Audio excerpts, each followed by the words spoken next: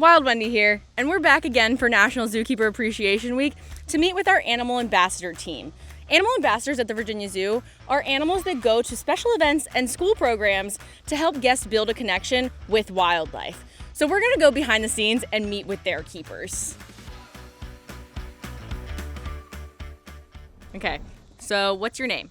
Hi, my name is Jessica. My name's Danielle. My name is Lydia. Hi, my name is Josh. And how long have you been a zookeeper? I started interning at zoos when I was 19, so it's been almost 5 years. I've been a zookeeper for 4 years.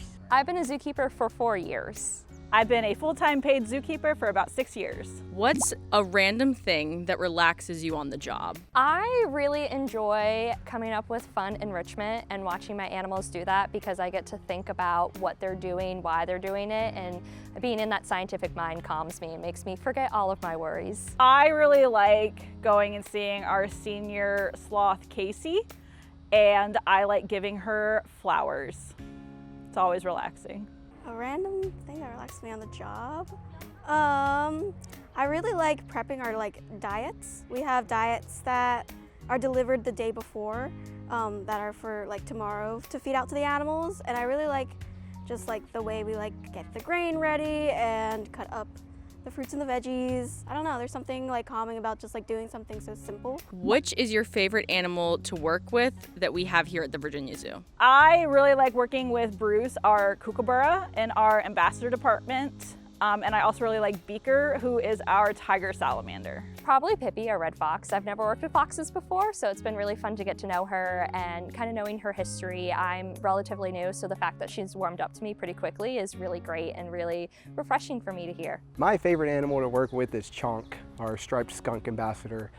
He makes my day every time I see him. He's fun to train and hang out with. What's something you wish more people knew about zookeeping? It is more than just playing with animals. It's a very technical field to be in, and not just with knowing animal behavior, but also knowing how to use power tools and stuff like that. It's a very well-rounded field. The mental load, I am thinking about it 24/7 because just because we go home doesn't mean our animals don't exist. So even during holidays or bad weather, our animals are still here and we are thinking about them. Even if I'm not here, I'm still thinking about them and making sure that they have the best possible life. It's so hard because I think people think zookeeping is a very controversial job because, animals in captivity doesn't always sound great. But in reality, it's animals under human care. And there's so much work that's put in behind the scenes. And I think I wish people understood that this is mostly educational. This is a lot for people to learn about the animals and about the importance that they have a role into our ecosystems and the importance of why we have zoos in the first place. I think people just don't understand that.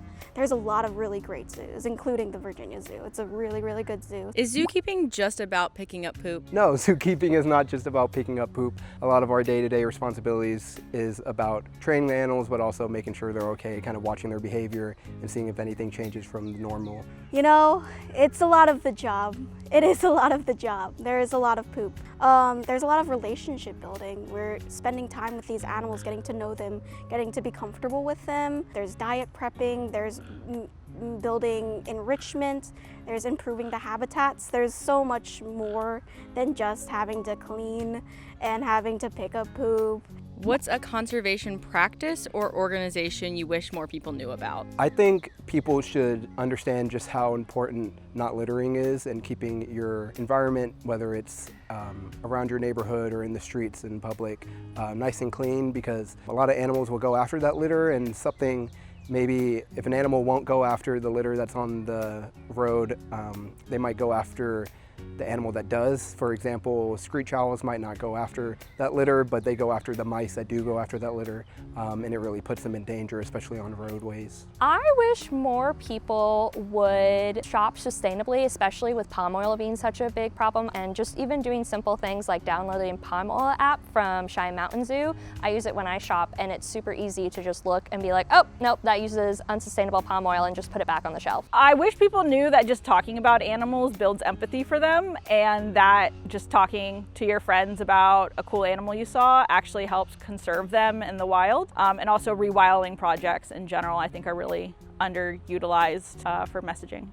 I think SSPs are really important, the species survival plan. People always think that facilities are just like breeding animals just to breed animals, but there's so much more that goes into it behind the scenes. There's a lot that goes on that you don't know. There's looking into the animal's background, their history, their parents before them, and as well as, you know, if they have strong enough DNA and characteristics that are valuable into reproducing. So it's important that people realize that the SSP isn't just for breeding, it's for making sure that the next generations of animals are also strong genetic-wise as well as have a lot of diversity. What's the most rewarding moment you've had as a keeper? When I was a keeper for African hoofstock, I worked with a zebra, and as I was learning to train, because I was a fresh green keeper, he was learning how to do voluntary hoof trims.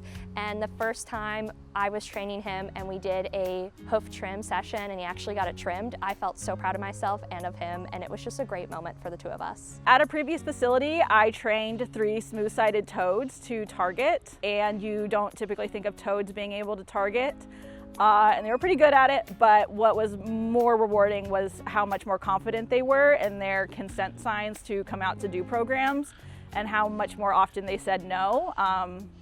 So that was really rewarding to see their personalities come out. Training is a big one. I think, especially working with ambassadors, that's definitely something really rewarding.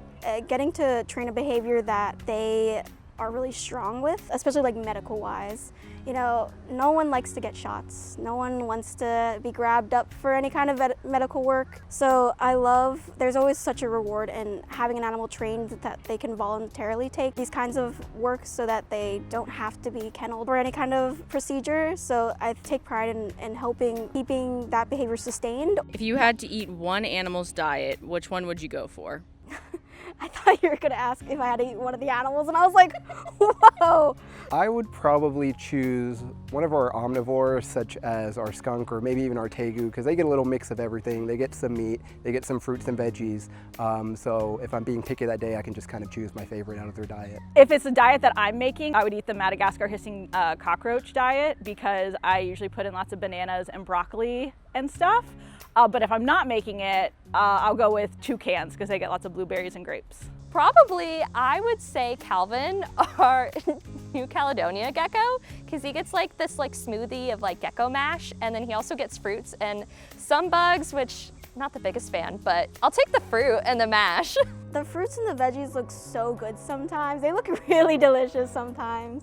Like the sloths diets and the toucan diets look so tasty. And like the toucan, their soft bill pellets smell really good. So I'm kind of like, I feel like that would actually be a pretty nice meal. Beautiful, that's it. Okay. Yay! Did I get the climate tree again? Yep. Yeah.